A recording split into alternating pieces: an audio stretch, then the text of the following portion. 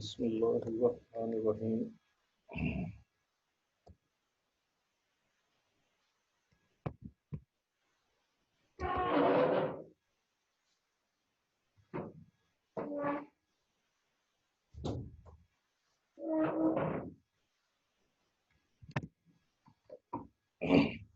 Students, last time हम पढ़ रहे थे फीचर ऑफ ऑर्गेनिक कंपाउंड्स। तो उसमें हमने 3 फीचर्स पढ़ लिए थे। एक था peculiar nature of organic compounds, non ionic nature of organic compounds, similarities in behaviour. तो मुझे उम्मीद है कि आपको ये तीनों जो फीचर्स थे ऑर्गेनिक कंपाउंड्स के, ये समझ आगे होंगे। एक दफ़ा मैं फिर इनको रिपीट कर देता हूँ। पीक्युलर नेचर ऑफ ऑर्गेनिक कंपाउंड्स, इससे हमारी मुराद क्या है कि जो कार्बन है इसकी एक प्रॉपर्टी है जिसको हम कहते हैं कैटिनेशन। तो कैटिनेशन से क्या मुराद है? Self linking ability of carbon atoms to form long chain is called catenation। तो इस कैटिनेशन की वजह से कार्बन जो है वो लॉन्ग चेन बनाती है, डिफरेंट तरीके से एक दूसरे से कार्बन के एटम्स लिंकिंग करते हैं, जिसकी वजह से जो ऑर्गेनिक कंपाउंड्स हैं उनकी तादाद मिलियंस में। दूसरी प्रॉपर्टी हमने पढ़ी थी non ionic nature of organic compounds. तो नॉन आयनिक नेचर से क्या मुराद है कि जो ऑर्गेनिक कंपाउंड्स हैं they are covalent in nature. उनके दरमियान जो बॉन्ड्स होते हैं वो कोवलेंट होते हैं, और जो आयनिक कंपाउंड्स होते हैं उनके दरमियान आयनिक बॉन्ड होता है। उनको जब वाटर में डिजॉल्व किया जाए तो वो आयन में कन्वर्ट हो जाते हैं। लेकिन ऑर्गेनिक कंपाउंड में ऐसा नहीं है, ये कोवलेंट नेचर के कंपाउंड्स होते हैं, आयनिक नेचर के नहीं होते। तीसरी जो प्रॉपर्टी हमने स्टडी की थी वो थी सिमिलैरिटी इन बिहेवियर। तो सिमिलैरिटी इन बिहेवियर में हमने पढ़ा था कि जो ऑर्गेनिक कंपाउंड्स हैं वो होमोलोगस सीरीज बनाते हैं। तो होमोलोगस सीरीज क्या होती हैं? तो ये ऐसी सीरीज हैं जिनमें फंक्शनल ग्रुप सेम होता है और 2 एडजेसेंट मेंबर जो हैं सीरीज के, उनके दरमियान डिफरेंस जो है वो सिर्फ CH2 ग्रुप का होता है। तो एक होमोलोगस सीरीज में जितने भी कंपाउंड्स होते हैं उनकी प्रॉपर्टीज आपस में सिमिलर होती हैं, मिलती जुलती हैं, थोड़ा बहुत फर्क होता है। अब होमोलोगस सीरीज का क्या फायदा है? इसका फायदा ये है कि अब हमें कंपाउंड्स को इंडिविजुअली स्टडी नहीं करना पड़ता। हमने तमाम ऑर्गेनिक कंपाउंड्स जिनकी तादाद मिलियंस में है उनको चंद ग्रुप्स में डिवाइड कर लिया है, जैसे alkanes, alkenes, alkynes, alcohols, aldehydes, ketones. तो अब हम ये नहीं कहते कि मीथेन की ये प्रॉपर्टीज हैं या ब्यूटेन की ये प्रॉपर्टीज हैं, हेक्सेन की ये प्रॉपर्टीज हैं। हम अल्केन्स की प्रॉपर्टीज और अल्केन्स के केमिकल रिएक्शंस को स्टडी करते हैं। इसी तरह हम एथेनॉल, मेथेनॉल, ब्यूटेनॉल की प्रॉपर्टीज को डिस्कस नहीं करते, बल्कि हम एक चैप्टर है जिसमें अल्कोहल्स की प्रॉपर्टीज और उनके केमिकल रिएक्शंस को डिस्कस करते हैं। तो होमोलोगस सीरीज से जो सिमिलैरिटी है बिहेवियर में ऑर्गेनिक कंपाउंड्स की, उसकी वजह से हमें आसानी किया हुई है कि हम मिलियंस ऑफ ऑर्गेनिक कंपाउंड्स को इंडिविजुअली स्टडी करने के बजाय चंद ग्रुप्स जो हैं उनको स्टडी करते हैं। इसके बाद नेक्स्ट प्रॉपर्टी जो है वो कॉम्प्लेक्सिटी ऑफ ऑर्गेनिक कंपाउंड्स। जो ऑर्गेनिक कंपाउंड्स हैं, ऑर्गेनिक मॉलिक्यूल्स हैं, ये आमतौर पर साइज इनका बड़ा होता है और ये कॉम्प्लेक्स होते हैं स्ट्रक्चर। बड़ा साइज से क्या बात है कि मसलन कि यहाँ पे एग्जांपल ये स्टार्च, इसका फॉर्मूला जो है ये है C6H10O5 ब्रैकेट्स N। अब ये C6H10O5 क्या है? इसको हम कहते हैं कि ये एक मोनोमर है, यानी ये एक यूनिट है। इस तरह की N यूनिट्स आपस में मिलकर स्टार्च का एक मॉलिक्यूल बनाती है। और एन जो है वो उन नंबर ऑफ मोनोमर्स को जाहिर करता है जो आपस में मिली होती हैं। तो एन की वैल्यू जो है ये कई हजार तक हो सकती है। ठीक है, जितना बड़ा मॉलिक्यूल होगा एन की जो वैल्यू है वो उतनी बड़ी होगी। तो अब ये वाला फार्मूला और एन ये हमें शो कर रहा है कि जो ऑर्गेनिक मॉलिक्यूल हैं वो बहुत बड़े होते हैं, और जितने बड़े होते हैं उनका नेचर जो है वैसे ही कॉम्प्लेक्स होता है, यानी उनको समझना मुश्किल होता है। जैसे आप देखेंगे जो प्रोटीन्स हैं उनका स्ट्रक्चर जो है, एंजाइम है, ये भी ऑर्गेनिक मॉलिक्यूल्स है, इनका स्ट्रक्चर जो है ये बहुत कॉम्प्लेक्स होता है, उसको समझना ज़रा मुश्किल होता है। तो ऑर्गेनिक कंपाउंड जो हैं वो कॉम्प्लेक्स मॉलिक्यूल्स होते हैं, यानी ये बहुत बड़े मॉलिक्यूल होते हैं। और दूसरा, उनके स्ट्रक्चर को समझना थोड़ा मुश्किल होता है। इसके बाद पांचवा फीचर जो है, fifth feature of organic compounds, ये जो हम कहते हैं कि जो है आइसोमरिज्म। आइसोमरिज्म से क्या मुराद है कि compounds having same molecular formula, यानी ऐसे कंपाउंड्स जिनका मॉलिक्यूलर फार्मूला सेम है बट डिफरेंट स्ट्रक्चरल फार्मूला, लेकिन उनका स्ट्रक्चरल फार्मूला मुख्तलिफ है, उन मॉलिक्यूल्स को हम कहते हैं ये आइसोमर्स हैं। And this phenomenon is called isomerism. तो आइसोमरिज्म के ऐसे मॉलिक्यूल्स जिनका मॉलिक्यूलर फार्मूला सेम हो लेकिन स्ट्रक्चरल फार्मूला डिफरेंट हो, तो उनको हम कहेंगे ये क्या है, ये हैं आइसोमर्स।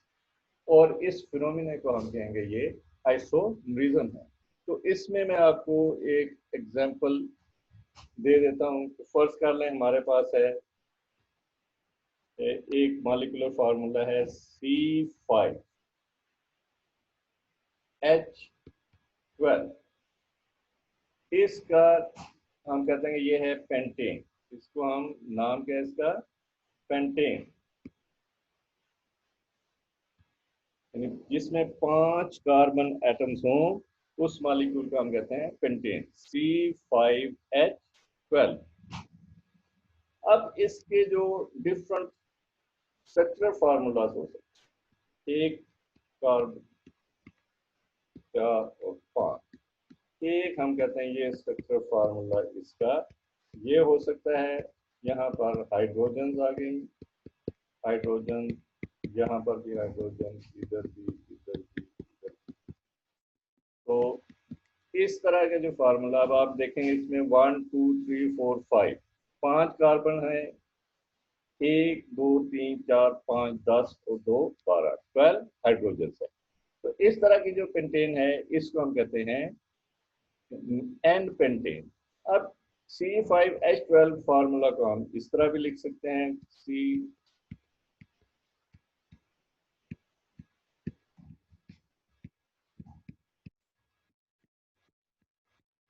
ये जो है ये इसका जो मॉलिक्यूलर फार्मूला है वो भी क्या है, C5H12, यानी यहाँ एक हाइड्रोजन, 2 3 4 5 6 7 8 9 10 11 और 12, ये 12 हाइड्रोजन हैं। ठीक है, ये क्या है, 12 हाइड्रोजन है, 5 कार्बन है, 1 2 3 4 5। इसका जो नाम है वो कॉमन नेम इसका आइसोपेंटेन होगा, और वैसे हम इसको कह सकते हैं 2 मिथाइल, ये यानी इसका नाम क्या होगा, आइसो पेंटेन भी हम इसको कह सकते हैं। और जो IUPAC नेम होगा इसका वो 2 मिथाइल ब्यूटेन। तो ये 2 मिथाइल ब्यूटेन इसका IUPAC नेम होगा। अब ये देखें कि इसका फार्मूला भी C5H12 है लेकिन स्ट्रक्चरल फार्मूला डिफरेंट है। इसी तरह इसको तीसरा तरीके से हम जो मॉलिक्यूलर फार्मूला है स्ट्रक्चरल फार्मूला, वो हम ऐसे लिख सकते हैं,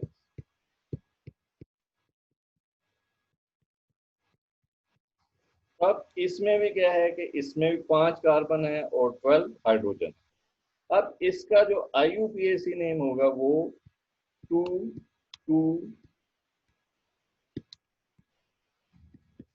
डाइमिथाइल प्रोपेन, प्रोपेन इसका IU। अब ये देखें कि इन तीनों का मॉलिक्यूलर फार्मूला सेम है, स्ट्रक्चरल फार्मूला डिफरेंट है।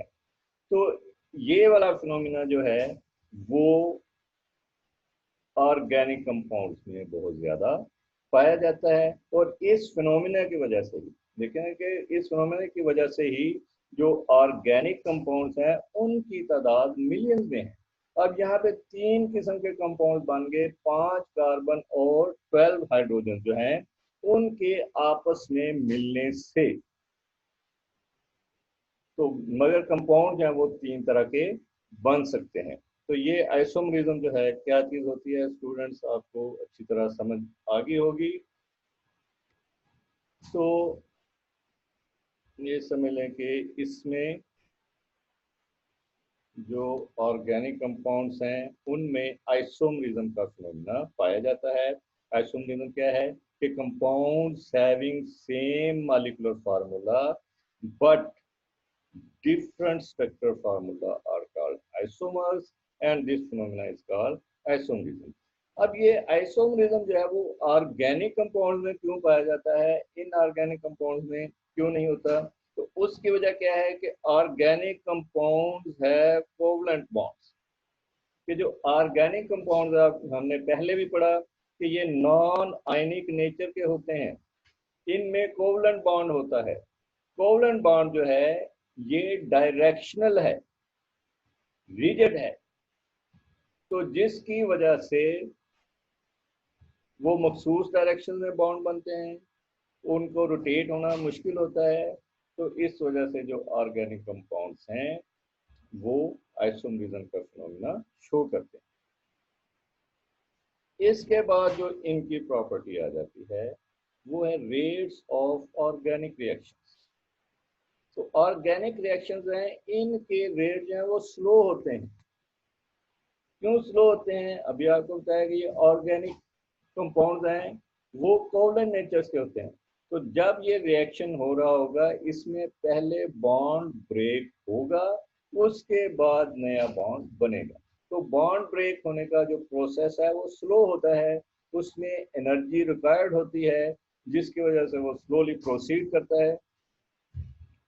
और जो ऑर्गेनिक रिएक्शंस हैं उनका रेट ऑफ रिएक्शन स्लो होता है। दूसरी इनमें क्या कि इनकी यील्ड्स जो है वो लो होती हैं। यील्ड्स क्या चीज होती है ये हमने फर्स्ट ईयर में पढ़ चुके हैं कि product obtain in a chemical reaction या amount of product obtained in a chemical reaction is called yield। तो yield जो है आपने फर्स्ट ईयर में पढ़ा होगा कि ये डिफरेंट टाइप्स की होती है। थ्योरेटिकल यील्ड होती है, प्रैक्टिकल यील्ड, एक्चुअल यील्ड होती है और परसेंटेज यील्ड होती है। तो ऑर्गेनिक कंपाउंड्स हैं इनकी यील्ड जो है वो आमतौर पर लो होती है। क्यों लो होती है कि अभी हमने पढ़ा कि जो ऑर्गेनिक कंपाउंड्स हैं वो कॉम्प्लेक्स नेचर के होते हैं, रेट ऑफ रिएक्शन स्लो होते हैं। तो जब रिएक्शन हो रहा होता है तो उसमें साइड रिएक्शन भी हो रहे होते हैं जिसकी वजह से बाई प्रोडक्ट्स बनती हैं और इनकी यील्ड जो है वो लो हो जाती है। तो जो ऑर्गेनिक कंपाउंड्स के रेट ऑफ ऑर्गेनिक रिएक्शन है, एक तो ये कि वो स्लो होते हैं। क्यों स्लो होते हैं? कि उनमें बॉन्ड ब्रेक होते हैं और बॉन्ड ब्रेक करने के लिए हमें अमाउंट ऑफ एनर्जी दरकार है जिसकी वजह से स्लो होते हैं। यील्ड इनकी लो होती है। क्यों लो होती है? क्योंकि जो साइड रिएक्शंस हैं वो इसमें हो रहे होते हैं जिनकी वजह से। 7 जो प्रॉपर्टी है वो है सोलिबिलिटी। सोलिबिलिटी क्या है कि जो ऑर्गेनिक कंपाउंड्स हैं ये ज़्यादातर वाटर में सोलुबल नहीं होते, इनसोलुबल होते हैं। क्यों इनसोलुबल होते हैं? क्योंकि ये जो नॉन पोलर ऑर्गेनिक कंपाउंड्स होंगे वो वाटर में डिजॉल्व नहीं हो सकते, वो नॉन और पोलर जो सॉल्वेंट्स हैं उनमें डिजॉल्व होंगे। ये हम पहले ही पढ़ चुके हैं सोलिबिलिटी फर्स्ट ईयर में, कि लाइक डिजॉल्व लाइक, यानी पोलर सोल्यूट हैं वो पोलर सॉल्वेंट में डिजॉल्व होते हैं, नॉन पोलर सोल्यूट हैं वो नॉन पोलर सॉल्वेंट में डिजॉल्व होते हैं। तो ये इनकी प्रॉपर्टीज थी। साथ हमने प्रॉपर्टीज पढ़ी कि कौन कौन सी प्रॉपर्टीज थी स्टूडेंट्स। पहली थी peculiar nature of organic compounds, non ionic nature of organic compounds, similarity in behaviour. फिर जो आज हमने पढ़ी वो complexity of organic compounds. Fifth one थी आइसोमरिज्म, सिक्स्थ वन थी रेट ऑफ ऑर्गेनिक रिएक्शन, और सेवंथ वन सोलिबिलिटी। इसके बाद जो नेक्स्ट टॉपिक है वो इम्पोर्टेंस ऑफ ऑर्गेनिक केमिस्ट्री। तो जो ऑर्गेनिक केमिस्ट्री है इसकी हमारी डेली लाइफ में बहुत ज़्यादा इम्पोर्टेंस है, क्योंकि हम पहली चीज़ आ गई फूड। तो फूड जो है हम जितनी किस्म की खुराक खाते हैं ये मोस्टली ऑर्गेनिक नेचर की होती है। जैसे हम गोश्त खाते हैं, प्रोटीन्स हैं ऑर्गेनिक नेचर की है, शुगर है ये ऑर्गेनिक मॉलिक्यूल है, दालें जो हैं वो ऑर्गेनिक, उनके जो कॉन्स्टिट्यूएंट्स हैं वो ऑर्गेनिक नेचर के होते हैं। यानी जितनी फूड्स हम खा रहे हैं उनमें मोस्टली जो फूड होती है वो ऑर्गेनिक नेचर की होती है। फिर उसके बाद जो फूड को हजम करने का प्रोसेस है हमारी बॉडी के अंदर, उसमें फूड में जो चेंजेस आती हैं वो सारे के सारे ऑर्गेनिक नेचर के होते हैं। तो और वो ऑर्गेनिक रिएक्शंस के जरिए जो है फूड जो है किसमें कन्वर्ट होती है, ग्लूकोज में। स्टार्च हमने खाया ऑर्गेनिक नेचर का है, इसको ग्लूकोज में कन्वर्ट करने के लिए डिफरेंट रिएक्शंस होंगे और वो ग्लूकोज में कन्वर्ट होगी, तो ये ऑर्गेनिक नेचर के वो सारे रिएक्शंस होंगे। यानी जो हम खुराक खा रहे हैं वो भी ऑर्गेनिक नेचर की है, और हमारी बॉडी के अंदर उस खुराक को हजम करने के लिए जो डिफरेंट केमिकल रिएक्शंस हो रहे हैं वो भी ऑर्गेनिक नेचर के हैं। इसके बाद हम आ जाते हैं कि जो कपड़े हैं, द क्लॉथ्स वी वेयर। उसके बाद जो डाइस हैं, यानी जो कपड़ों के ऊपर हम कलर करते हैं डाइस, वो वो भी ऑर्गेनिक नेचर के होते हैं। क्लॉथ्स हैं जो कलर करते हैं, फिर साबुन है, सोप जो हम साबुन इस्तेमाल करते हैं ये भी ऑर्गेनिक कंपाउंड है और ऑर्गेनिक रिएक्शन के जरिए बनता है। फिर स्टार्च हम यूज़ करते हैं लॉन्ड्री, यानी कलफ देते हैं कपड़ों को, वो भी ऑर्गेनिक नेचर का होता है। लेदर है, लेदर शूज़ हैं, शू पॉलिश है, नेल पॉलिश है, ये सारे क्या हैं, ये ऑर्गेनिक कंपाउंड। तो आप देखेंगे हमारी डेली लाइफ में हम ऑर्गेनिक कंपाउंड का जो है वो बहुत ज़्यादा इस्तेमाल है। इसी तरह जो स्ट्रक्चरल मटेरियल्स हैं जो हम घरों में इस्तेमाल करते हैं, ठीक है ना, ये एक स्टेप क्या आ गया, जो स्ट्रक्चरल मटेरियल्स, स्ट्रक्चरल मटेरियल्स हैं ये भी ऑर्गेनिक नेचर के होते हैं, ठीक है ना, ये भी ऑर्गेनिक नेचर के होते हैं, घरों में हम इस्तेमाल करते हैं। पेंट्स हैं, स्ट्रक्चरल मटेरियल में क्या आ गया, पेंट्स, वार्निश, इस तरह के जो हैं ये सारे क्या हैं, ऑर्गेनिक नेचर के हैं। इसी तरह जो है हमारी जो आजकल के दौर में कल के मोटर कार्स हैं, बाइक्स हैं, उनमें बहुत सारे पुर्जे जो हैं आप देखें वो पॉलीमर्स के बने होते हैं, मेटल्स की बजाय वो किस चीज़ के होते हैं, पॉलीमर्स के होते हैं। तो वो जो पॉलीमर्स होते हैं वो भी ऑर्गेनिक नेचर के हैं। इसी तरह जो तो मोटर बाइक्स या ऑटोमोबाइल्स के अंदर हम लुब्रिकेंट्स यूज़ कर रहे हैं वो भी ऑर्गेनिक नेचर के होते हैं, मतलब लुब्रिकेंट्स हैं। फ्यूल जो हम यूज़ कर रहे हैं पेट्रोलियम, ये भी क्या होते हैं, या गैस सीएनजी यूज़ कर रहे हैं, तो ये भी क्या है, ऑर्गेनिक मॉलिक्यूल्स हैं, ऑर्गेनिक कंपाउंड्स हैं। तो स्टूडेंट्स आप देखेंगे कि जो ऑर्गेनिक केमिस्ट्री है, ऑर्गेनिक मॉलिक्यूल्स हैं, उनकी हमारी लाइफ में, डेली लाइफ में बहुत ज़्यादा इम्पोर्टेंस है। जो खुराक हम खा रहे हैं वो ऑर्गेनिक नेचर की है, जो कपड़े हम पहन रहे हैं वो ऑर्गेनिक नेचर के हैं, जो शूज़ हम पहन रहे हैं वो ऑर्गेनिक मॉलिक्यूल्स हैं उनकी। फिर इसी तरह जो पेंट्स हैं घरों में हम रहते हैं उनके सजाने संवारने मेंटेनेंस के लिए हम जो चीज़ें इस्तेमाल करते हैं वो ऑर्गेनिक नेचर की है। ऑटोमोबाइल जो हैं जिसमें हम सफ़र करते हैं उनके पुर्जे बहुत सारे जो है वो पॉलीमर से मिलकर पॉलीमर से बनाए जाते हैं जो ऑर्गेनिक नेचर के हैं। उनमें जो हम लुब्रिकेंट्स इंजन ऑयल यूज़ करते हैं वो ऑर्गेनिक नेचर का होता है। फ्यूल जो है हम सीएनजी यूज़ कर रहे हैं पेट्रोल वो ऑर्गेनिक, यानी ऑर्गेनिक केमिस्ट्री जो है उसकी हमारी ज़िंदगी में बहुत ज़्यादा नेचर है। तो स्टूडेंट्स आज का लेक्चर जो है हम यहीं तक रखेंगे। कल जो है हम ये सोर्सेज ऑफ ऑर्गेनिक कंपाउंड्स पढ़ेंगे। शुक्रिया आप लोगों का।